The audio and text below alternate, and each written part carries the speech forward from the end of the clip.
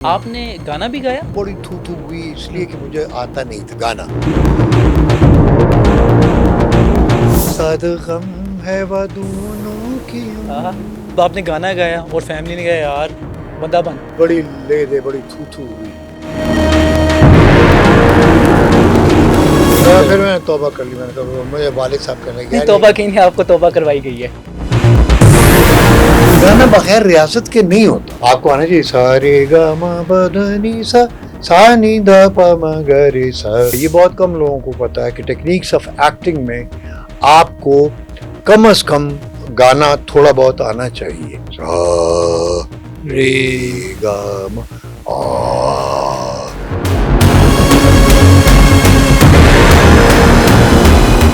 आपने गाना भी गाया? एक आध गाना गाया, पश्तो, उर्दू? पश्तो का एक गाना गाया। और आपके वाली साहब ने आपको डांटा भी या फैमिली की तरफ से वो बड़ी बैकलैश है कि ये कौन सा काम करने लगे हो? मतलब बड़ी थू हुई इसलिए कि मुझे आता नहीं था गाना। वैसे मैं गा लेता था, मैंने आम महफिलों में पश्तो गाना उर्दू गाना गा लेता था ना। अच्छा। लोग अप्रिशिएट भी बहुत करते थे। उन्होंने मोटिवेट किया, आप ज्यादा मोटिवेट हो गए? मैं मोटिवेट हो गया वो जब टीवी में, जब स्टूडियो में। अच्छा, उस जमाने में पता नहीं रिकॉर्डिंग थी, वो लाइव होता था या रिकॉर्डिंग भी लाइव होती थी, रिटेक नहीं थी। चूंकि वो बड़े स्पूल होते थे ना, तो रिवाइंड नहीं होते थे, तो वो दोबारा रिटेक नहीं होती थी, वन गो में ही होता था। तो वो पश्तो का गाना था, वो कौन सा थोड़ा पता ही, साद गम है वादूनों की हम गिर चढ़ा फरियादूनों की हम, ऐसे ही था कुछ। इसकी उर्दू क्या है?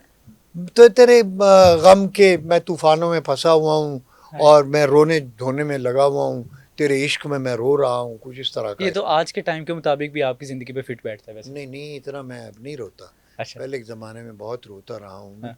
लेकिन लोगों के लिए नहीं, ड्रामों में बहुत ज़्यादा। ठीक है। मैं अपने आप में मस्त हूँ। हम इसको करेंगे डिस्कस, लेकिन अब आपने गाना गाया और फैमिली ने कहा यार बंदा बन। हाँ, बड़ी ले दे बड़ी थू हुई। हाँ। तो फिर वापस फिर एक्टिंग की तरफ। फिर मैंने तौबा कर ली। मैंने कहा मुझे वालिद साहब कहने लगे नहीं तौबा की नहीं, आपको तौबा करवाई गई है। आपका दिल तो था गाना गाने का। भाई बात ये है कि एक्टिंग तो मैं करता था ना, फिल्में में देखता था, रेडियो सुनता था, फिर बाद में टीवी भी आ गया, तो वो मैं उसको रिहर्स कर लेता था। अच्छा। रेडियो यानी फिर गाना जो है ना, गाना बगैर रियासत के नहीं होता। उसके लिए आपको मौसीकी के साथ, हारमोनियम के साथ का मतलब है कि आपको आना चाहिए सारे गा मा बदनी सा सा नी दा पा मा गा रे सा। आपको सरगम तो आनी चाहिए ना, या मतलब है कम से कम आलाप तो आप कर सके ना। वो बाद में हमने की, लेकिन वो फिर मैंने गाने के लिए नहीं किया, ड्रामे के लिए, एक्टिंग के लिए। अच्छा, ये बहुत कम लोगों को पता है कि टेक्निक्स ऑफ एक्टिंग में आपको कम से कम गाना थोड़ा बहुत आना चाहिए, ताकि आपका जो वोकल कॉर्ड है जब आपने बनाना है, तो उसमें आपको सारे गा मा पा धा नी सा आनी चाहिए। सा रे गा मा आ आ आ अरे क्या कर रहे हो? अब आपका ये नोट लगना चाहिए ना, तो गाने में भी आपका ये सुर लगना चाहिए। अरे वाह वाह, वेरी वर्सेटाइल सर। बोलना और ये मौसीकी दरअसल बातचीत ही है, लेकिन ये है कि वो जरा सुर में है और साथ लय है, ताल है ना। क्या हाल है, ठीक ठाक हो? मैं तो ये कह रहा था कि नहीं यार, बात ऐसी नहीं करनी चाहिए, लेकिन ये बाकायदा लय है, इसमें रिदम है, हम बोलते रिदम में।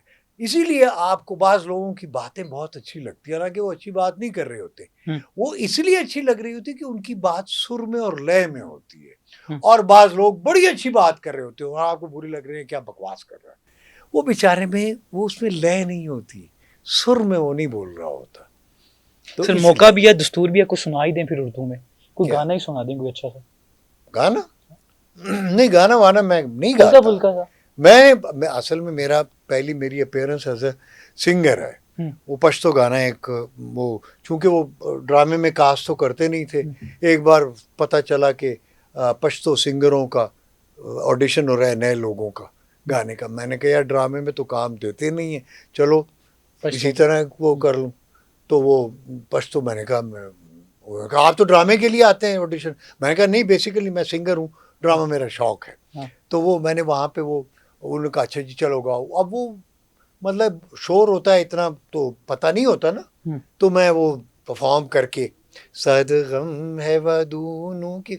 अब जब उन्होंने मुझे वो कास्ट किया है गाने के लिए, तो जब माइक्रोफोन पे आया तो सांस कहीं आवाज़ कहीं, वो पता वो चूँकि कभी गाया भी नहीं था, न मेरी रियाजत थी न रिहर्सल, बहुत बुरा। उन्होंने कहा यार तुमने कहा तू तो सिंगर हो। मैंने कहा नहीं वो तो मैं शौक, मैंने कहा किसी तरह टीवी पे आ जाऊँ। मैं गया, चाहे टूटा फूटा गया।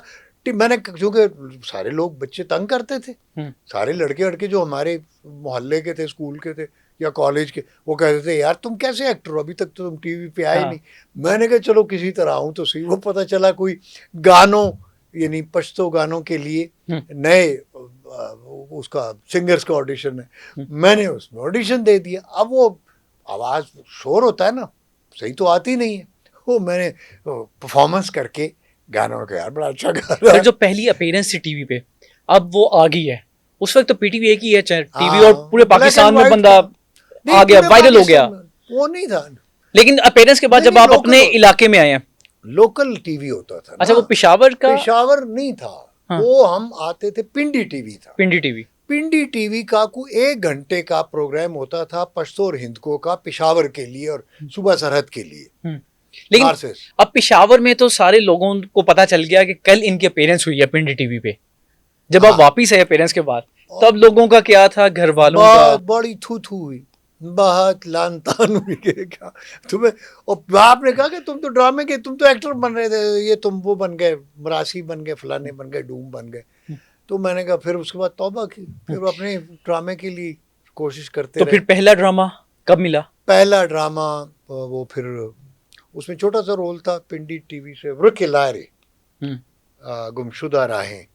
वो फिर मुनव्वर तौफीक भाभी हमारी, उन्होंने पिंडी टीवी पे, अभी पेशावर टीवी बन रहा था अभी, तो उन्होंने फिर मुझे दिया एक रोल, मैं और दिलावर नदीम। तो वो हाल में हिंद को ड्रामा था या पश्तो ड्रामा था। लेकिन पेशावर टीवी जब बना तो पहला ही ड्रामा जो इनॉग्रेशन के दिन टेलीकास्ट हुआ, और लाडले उसका नाम था, इनको ड्रामा था। तो सर लाडले ड्रामा, और आप पहले हीरो बन गए उस ड्रामे के, पहला आपके करियर का पहला हीरो बन? पहला पेशावर टीवी का भी पहला ड्रामा था जो इनॉग्रेशन के दिन टेलीकास्ट हुआ। तो मैं पेशावर टीवी का पहला एक्टर हूँ।